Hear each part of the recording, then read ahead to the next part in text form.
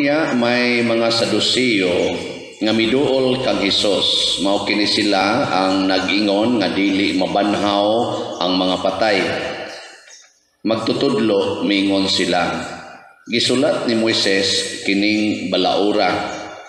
Kung mamatay ang usa ka tawo ug magbilin og asawa apan walay anak, ang iyang igsuon kinahanglang mga sawa sa byuda aron sila manganak alang sa namatay.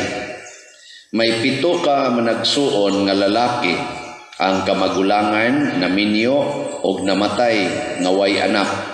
Unya ang iyang manghod nangasawa sa byuda og siya usab namatay nga way liwat. Mausab kini ang nahitabo sa ikatulo nga igsuon, ingon man sa nahibilin nga mga igsuon. Silang 7 ka managsuon naminyo sa babae ug nangamatay nga way anak.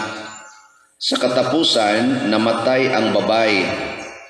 Karon sa adlaw nga banhaw na ang patay.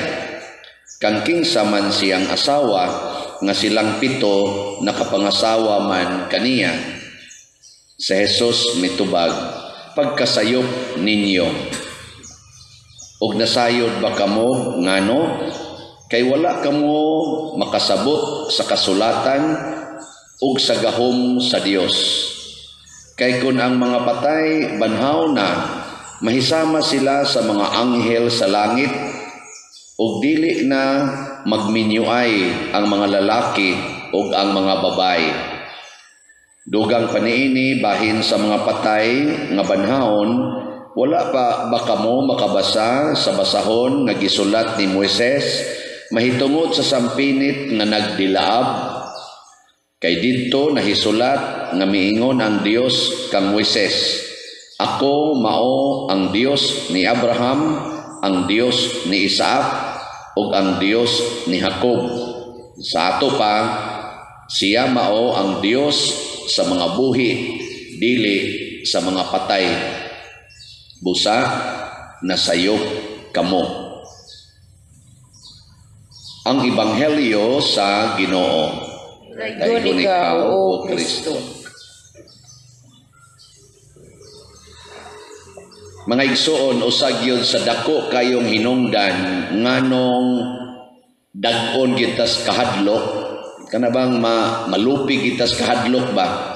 Tungod gid aning atong kakulang sa pagtuo or pagsabot sa gahom sa Ginoo o sa pagkabanhaw sa kinabuhi. Nang kuwang kita na ba? Kamo, nakasabot ba mo na ang Ginoo gamhanan? Nakasabot mo nga gamhanan ang Ginoo? Wa. Unya, nitoo mo nga mabanhaw ta. Wa gyapon. Mao na hinungdan nga ang resulta hadlok kita matay. Muna tagaeg yung mask. Nagitagaan nag mask. Kay habasin niya kumpiyansa ta. So, mauna ha, ato na siyang hinumduman. Nakitang tanan, mabanhaw. Kinsay mo banhaw na to? Ang Ginoo. Makahimo bang Ginoo na? Makahimo dili. Makahimo. Mauna si San Pablo sa unang pagbasa, ningon siya, nag-antos kog maayo para sa Ebanghelyo. Gani, ako ning pakamatyan. Nya tungod ana, si San Pablo, San Pedro o uban pa, nahimong modelo sa pagpakamatay para ni Kristo. Para sa atong pagsangyaw aning pagkabanhaw. O kung magsangyaw na tagpagkabanhaw, mahimo na tang ligon nga mga Katoliko, di na mahadlok mamatay. Ingkaw niya pa din, nganong magtap-tap-tap-tap pa man ta? Nganong mag-social distancing man ta? nganong maglimit pa man taog gidaghanon sa musimba, wa may labot ang 60 pataas niya, 21 paubos. Wa man ka mahadlok mamatay. Unsa may tubagan na? Ayaw na mo pagtap-tap diha. Ayaw na mo pag social distancing. Ayaw na ng sabon-sabon kamot. Yatak-yatak ana dihang tubig na ay sana chlorine ba na? Butang-butang, tira-tira pa anang na ang pusilon pang agtang nimo. Ayaw na lana.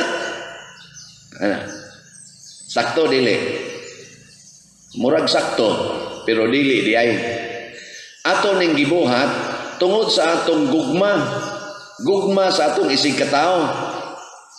Kay naa kay COVID nga gidagi kas inyo. Nya imo nang ilingko diha. Nya sunod nga misa na sa imo lingko diha. Diwa na, pasa na. Nya wa di ka maluoy niya nga maapil siya sa imong kamatayon. Mao na siya. Ang martyrdom sa mas nahitabo nilang San Carlos, Luanga, nilang Pedro Calungsod, San Lorenzo Ruiz, kasabot matag unsa ning martyrdom? Kanabang magpakamatay ka para sa imong kaaway. Sa to pa, gugma ang nagtukmod nimo nganong nagpakamatay ka. Nagpakamatay ka para sa imong isig katao. Labi na gyud sa kaaway.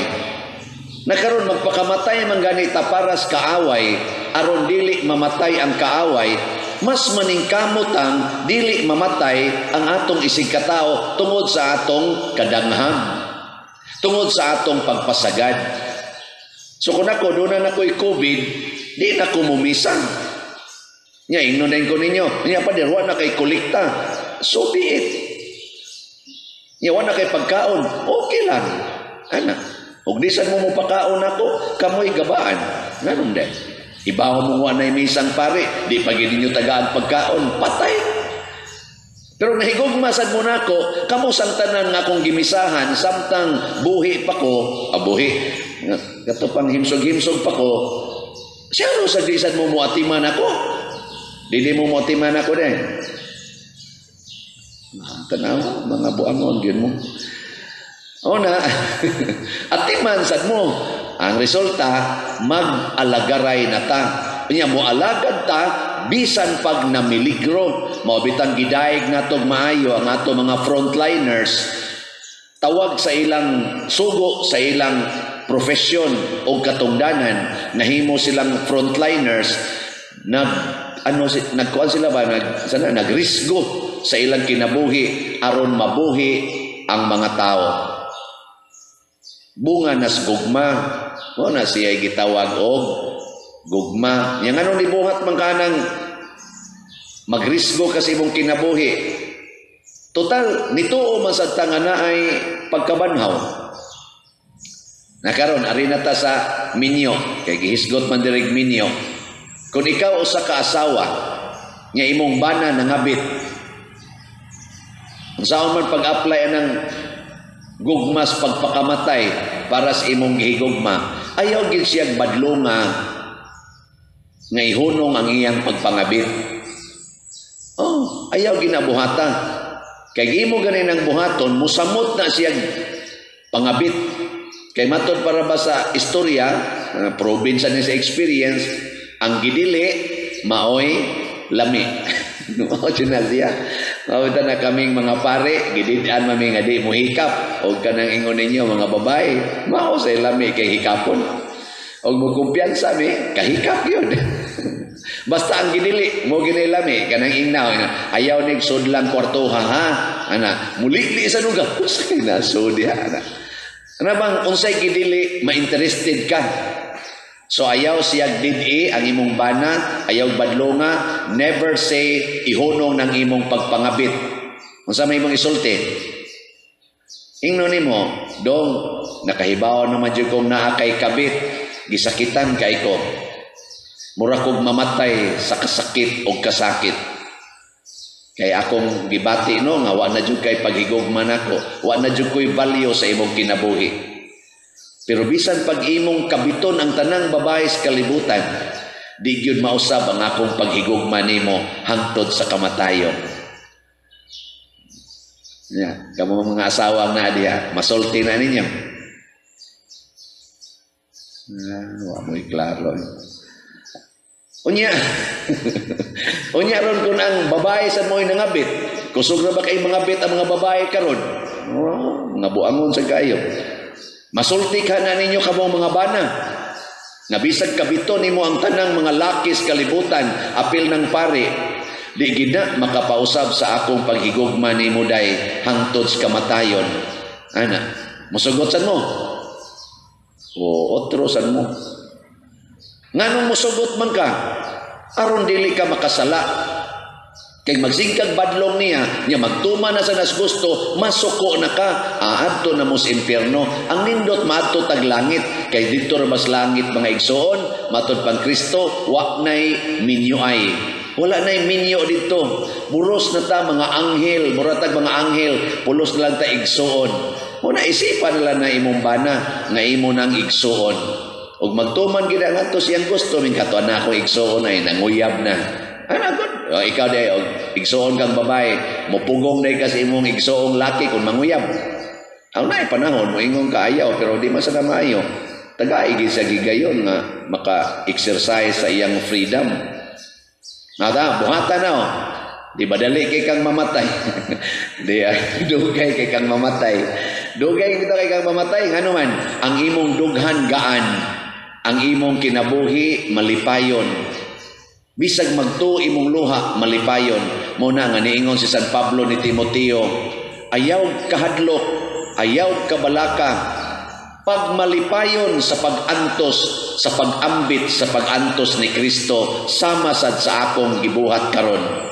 Malipayon silang nagantos. Muna'y gitawag og kalipay Diosnon, kalipay nga dili ikahatag niining kalibutana. Kay kanang maong kalipay gikan gid nas langit tungod sa atong pagsunod sa gugma ni Kristo nga nagpakamatay sad para natong mga buangon. Manindog na tang mga sumusunod ni Kristo.